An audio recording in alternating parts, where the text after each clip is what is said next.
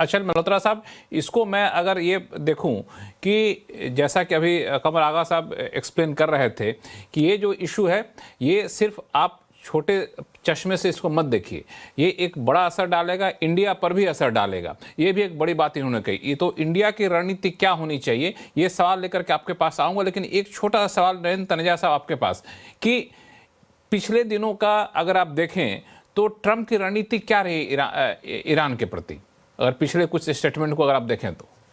नहीं, देखिए, एक चीज हमको नहीं भूलनी चाहिए। मैंने कंवर आगा साहब को बहुत ध्यान से सुना। मैं इतना ऑप्टिमिस्टिक नहीं हूं।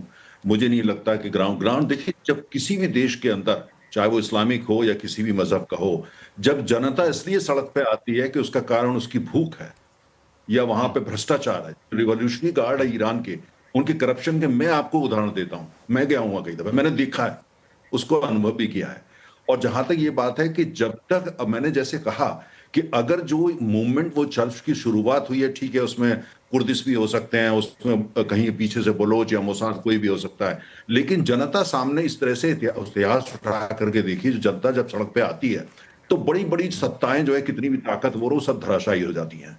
इस समय जो वहां पे देखने को मिला, मैं ये नहीं कह रहा कि जनता पूरी आक्रोश के साथ सड़क पे आ गई है, लेकिन जिस तरह के प्रदर्शन हो रहे हैं, और मैं ये न्यूयॉर्क टाइम्स की रिपोर्ट या बीबीसी की नहीं मान रहा, मैं अंदाज अपना लगा रहा हूं, मेरे अपने वहां सूत्रे जिनसे लगातार बातचीत हो रही है, तो जनता इस बार जो है थोड़ी गंभीर है। लेकिन ये बात सच है कि जो वहां की रिजीम है, वहां की रिजीम अभी, उनको ये कहना है कि वो इतने कमजोर, ये ठीक नहीं होगा। अभी उनमें ताकत है। रिवॉल्यूशनरी गार्ड्स के साथ जितने लोग वहां वेस्टेड इंटरेस्ट हैं, वो सबको पानी भी मिल रहा है, खाना भी मिल रहा है, उनकी स्थिति ठीक है। तो इसलिए वो सब उनके साथ इसलिए क्योंकि उनका इंटरेस्ट वहां है।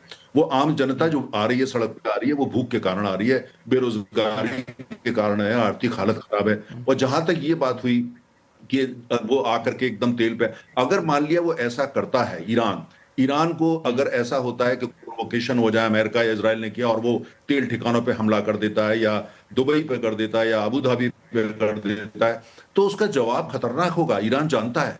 ईरान ने दशकों से इस बात की धमकी दी है कि स्टेट ऑफ हॉर्मुज को वो बंद कर देगा और पूरे वर्ल्ड की ऑयल सप्लाई की वो मतलब डिस्टर्ब कर देगा। आज तक किया नहीं है उसने, आज तक करा नहीं है। तो ईरान अच्छी तरीके से जानता है, अगर ऐसा कोई भी चीज होती है, जैसे आपने कतर में देखा, उन्होंने दोहा में जाकर के कुछ कार्रवाई करी थी, लेकिन उसके बाद उससे पहले दोहा की सरकार को बता दिया था हम करने वाले हैं, जिसको बोलते हैं वो ऑप्टिक था जनता के लिए। और जहां तक ये बात रही कि जनता अमेरिका से इतनी नफरत करती है कि वो भूख बुलेट को सह लेगी, सब कुछ कर लेगी, लेकिन वो देखिए, अगर जनता वहां की जो है, वहां आज नहीं काफी दिनों से परेशानियां है। ईरान में वर्ल्ड के सबसे बड़े गैस के रिजर्व्स हैं, और वो गैस आयात करता है, can you believe it, Russia से, जबकि सबसे बड़े भंडार है वहां पे तेल के जबरदस्त भंडार हैं, लेकिन एक्सपोर्ट उनका मात्र 18 लाख बैरल्स है, ज्यादातर चाइना को जाता है। वो देश जिसके पास ऐसी संपदा है कि वो दुनिया का सबसे संपन्न देश बन सकता है, जनता वहां की जानती है कि भाई उसके बावजूद वहां क्या हो रहा है। अच्छा, भ्रष्टाचार एक ऐसी चीज होती है, हवा की तरह है, आप उसको छुपा नहीं सकते, आम जनता भुगत रही है। तो इसलिए मेरा ये मानना है कि मैं ये नहीं कह रहा कि वहां पे जो है अभी वस्ती, जैसे मैंने पहले भी कहा कि 90% काम वहां की जनता को करना होगा, और अगर वो कर पाती है, और कहीं फौज जो है वो जनता के साथ खड़ी हो जाती है, वहां की फौज का एक हिस्सा भी खड़ा हो जाता है, या रिवोल्यूशनरी गार्ड्स का एक हिस्सा भी खड़ा हो जाता है, तब स्थिति वहां पलट सकती है। मजहब वहां बहुत जरूरी है। Iran is a very proud nation, just like India, many other country, very proud civilization, wonderful people। और ईरान जो है, हमको ये नहीं भूलना चाहिए, यही अमेरिका, यही ट्रंप साहब जो आज धमकी दे रहे हैं, ट्रंप साहब के पुराने आप ट्वीट उठा कर देखिए, लक्ष्मण, मैंने अभी आपको भेजे हैं, वो आप उठा करके देखिए कि वो तो उनका रवैया है। यही अमेरिका ईरान को काउंटर बैलेंस बनाना चाहता है मिडिल ईस्ट के अंदर, सऊदी अरेबिया के खिलाफ, टर्की के खिलाफ, कुछ हद तक और देशों के खिलाफ। वो ये चाहता है कि ये काउंटर बैलेंस एक शक्ति बने। तो ऐसा नहीं है कि ईरान, अमेरिका ये चाहता है वहां उसका विनाश कर दो, क्योंकि उस इलाके के अंदर जिस हिसाब से जियोपॉलिटिकल सारी गोटियां बिठाई जा रही हैं, उसमें अगर कोई देश है जिसको टक्कर उसको दे सकता है, वो जानता है, वो ईरान है। अमेरिका जानता है, इसलिए वो संपर्क, अभी तक उनका संपर्क, मैं मानने को तैयार नहीं हूं कि उनका संपर्क पूरी तरह डिप्लोमेटिक टूट गया है, मैं नहीं मान रहा। तो इसलिए अभी यह है कि जल्दबाजी नहीं करनी है।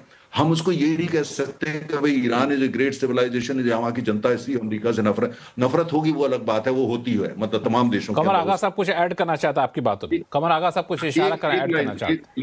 लक्ष्मण, एक लाइन में आपको, एक लाइन आपको बोलूं। हाँ, प्लीज।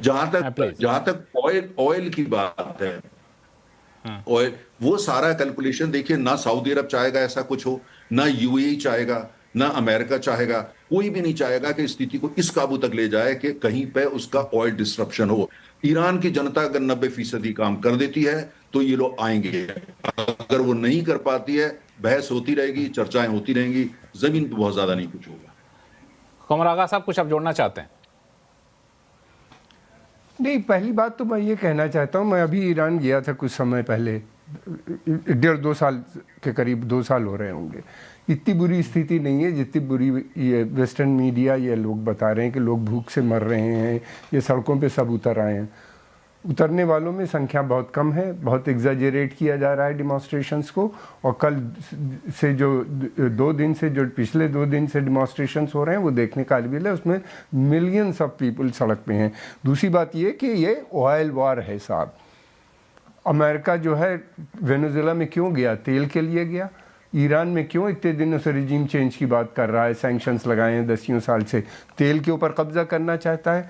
रशिया के ऊपर जो लड़ाई चल रही है ख़त्म होने का नाम नहीं लेता। क्यों नहीं लेता? क्योंकि उनके पास ऑयल, गैस और दूसरे रॉ मटेरियल्स जो हैं वो नेचुरल, वो तकरीबन $75 ट्रिलियन के हैं। उनका कहना ये कि ये बहुत बड़ा कंट्री है, ये छोटा होना चाहिए। दूसरी बात ये कि उनके पास सऊदी और यूएई, कतर, बहरीन, इन सब के तेल तो उनके कब्ज़े में है, एक तरह से देखना चाहिए। उनके ट्रूप्स वहाँ पे मौजूद हैं। फिर उसके बाद ये देखिए कई चीज़ें हैं। इजराइल का ये है कि इजराइल को ये लगता है कि ईरान ने उसके ऊपर एक उसकी मिलिट्री सुपीरियरिटी को चैलेंज कर रखा है, इसलिए उसको हटना बहुत ज़रूरी है। और जो कुछ उसके एलाइज ने किया है वो एक बड़ा ख़तरा, उसका मानना ये है भी वो ख़तरा इजराइल को नज़र आता है। तो बहुत से फैक्टर्स हैं जो फोर्स करते हैं। हो सकता है अमेरिकन अटैक ना करे, मगर इजराइल पॉसिबली है कि वो बीच में या किसी भी समय वहाँ पे अटैक करके ये युद्ध शुरू कर सकता है। अमेरिका तेल के ऊपर पूरी ग्लोबल उनका वो है कि हमारा ग्रेटर कंट्रोल होना चाहिए एनर्जी रिसोर्सेज पे। अगर हम अपने को 21st सेंचुरी में अपने को सुपर पावर बनाए रखना चाहते हैं।